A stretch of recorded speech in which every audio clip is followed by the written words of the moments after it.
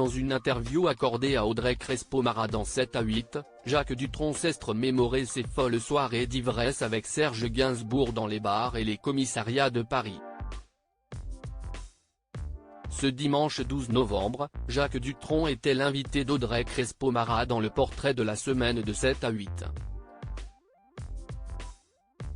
À 80 ans, le chanteur vient de publier ses mémoires dans lesquelles il revient sur les moments forts de sa vie, comme sa rencontre avec sa compagne Sylvie Duval, sa liaison avec Romy Schneider sur le tournage de L'importance est d'aimer ou encore le couple iconique qu'il a formé avec François Hardy.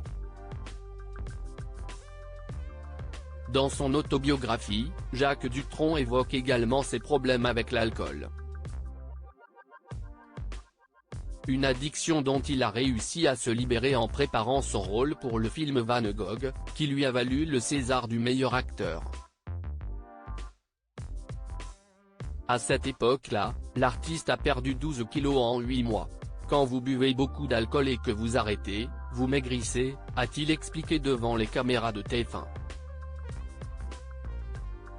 Quand Jacques Dutronc et Serge Gainsbourg faisaient la tournée des bars et des commissariats en arrêtant l'alcool, Jacques Dutronc a vu ses angoisses revenir de plus belle, comme il l'a lui-même confié.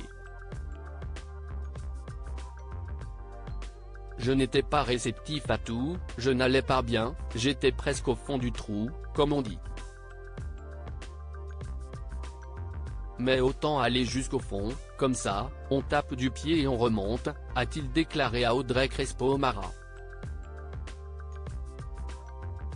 S'il ne boit plus depuis plusieurs années, l'interprète de Jamie les filles a passé ses plus folles soirées d'ivresse en compagnie de Serge Gainsbourg, avec qui il a travaillé sur l'album Merde in France, Cacapoum, sorti en 1984. Lorsqu'on avait épuisé notre circuit de bar habituel, le seul endroit où il y a un bar bien, et ça fonctionne tout le temps, c'est dans les commissariats. Celui du rond-point des Champs-Élysées était excellent, a-t-il raconté. Serge Gainsbourg demandait à être enfermé dans des cellules, raconte Jacques Dutronc après, avec Serge, c'est devenu plus luxueux.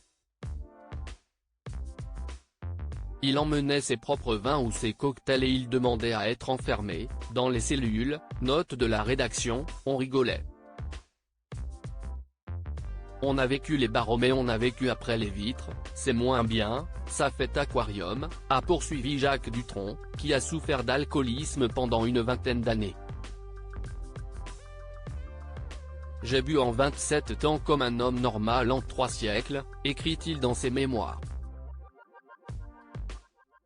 J'ai pris de l'avance, commente-t-il aujourd'hui auprès d'Audrey Crespo-Mara.